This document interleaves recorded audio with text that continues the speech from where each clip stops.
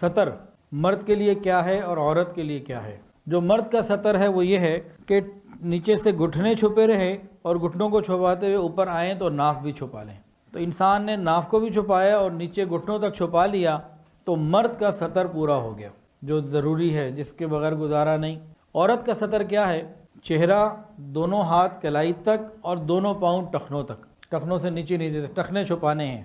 تو یہ عورت کا ایسا حصہ ہے جو کھلا رہ سکتا ہے محرم مردوں کے آگے، اس کے علاوہ باقی جسم کو محرم مردوں کے سامنے بھی چھپانا عورت کے لیے ضروری۔ اور ایک ہوتا ہے پردہ، پردہ ہوتا ہے غیر محرم سے، ایک ہے ستر عورت۔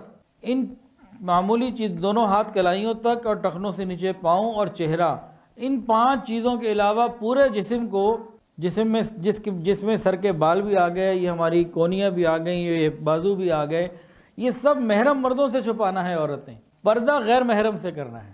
محرم مرد کون ہے؟ بھائی، ماموں۔ تو جو محرم لوگ ہیں ان کے سامنے ہم نے پردہ نہیں کرنا، یہ بات سمجھ میں آتی ہے، لیکن ستر جو ہے وہ ان کے سامنے بھی چھپانا ہے۔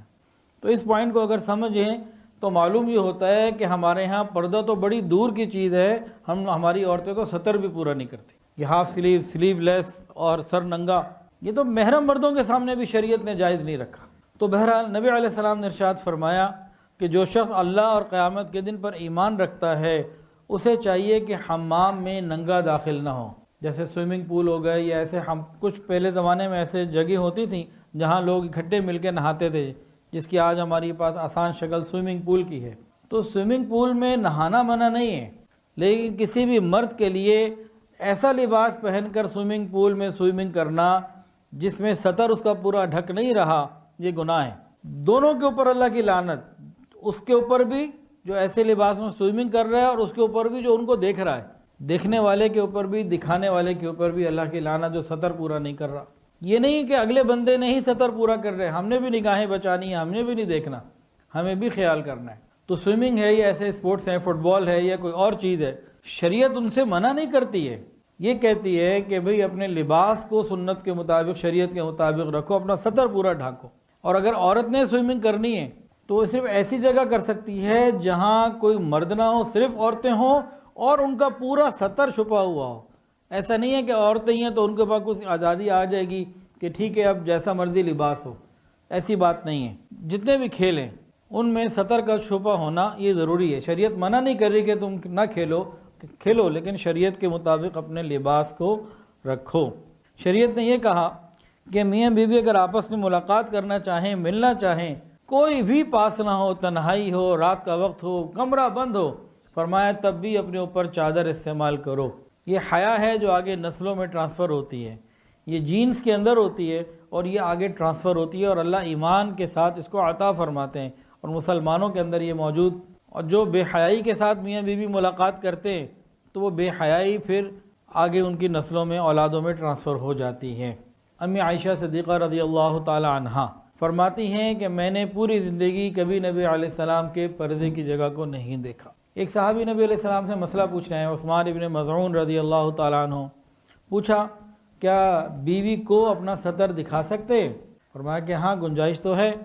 تو عرض کیا یا رسول اللہ مجھے تو بڑی حیا آتی ہے۔ تو صحابہ کرام کی تربیت آقا علیہ السلام نے ایسے فرمائی کہ ایک ایک صحابی حیا کا کامل نمونہ تھے۔ ایک مرتبہ چند لوگ نہا رہے تھے، جیسے سوئمنگ پول میں نہاتے ہیں یا کوئی تالاب میں یا نہر میں بعض لوگ نہا لیتے ہیں، دریا میں۔ تو حضرت ابو موسیٰ اشعری رضی اللہ تعالیٰ عنہ گزر رہے تھے، انہوں نے دیکھا کہ چند لوگ نہا رہے ہیں اور ان کے سطر جو ہیں پورے نہیں ہیں، شریعت کے مطابق نہیں ہیں۔ جیسے آج کل ہمارے بعض لوگ انڈر ویئر پہن لیتے ہیں، سطر پورا نہیں ہوتا۔ تو اسی طرح کا کوئی معاملہ تھا کہ سطر چھپا ہوا نہیں تھا اور لوگ نہا رہے تھے۔ تو انہوں نے فرمایا میں مر جاؤں پھر زندہ ہو جاؤں، پھر مر جاؤں پھر زندہ ہو جاؤں، پھر مر جاؤں پھر زندہ ہو جاؤں، یہ بار بار کا مرنا اس سے بہتر ہے کہ میں ان لوگوں کی طرح نہاؤں۔ یعنی نہانا منع نہیں کیا گیا، بے حیائی کے لباس میں نہانا منع کیا گیا۔ شریعت کی ایک رسپیکٹ ہے، وہ ہمیں دینی ہوگی کہ قیامت کے دن ہمارے اعمال شریعت کے مطابق ہی تولے جائیں گے۔ جو ملکوں کے قانون ہوتے ہیں نا، یہ تو آئے دن بدلتے رہتے ہیں، تو ملکوں کے قانون کے مطابق قیامت کے دن ہمارا فیصلہ نہیں ہونا، اللہ اور اس کے رسول کے بتائے ہوئے دین کے مطابق فیصلہ ہونا ہے۔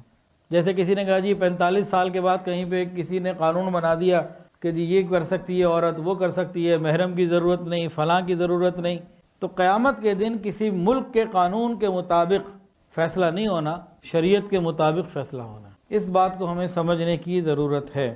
حضرت قتادہ رضی اللہ تعالی عنہ حیا کی وجہ سے انتہائی تاریک جگہ پہ نہاتے تھے۔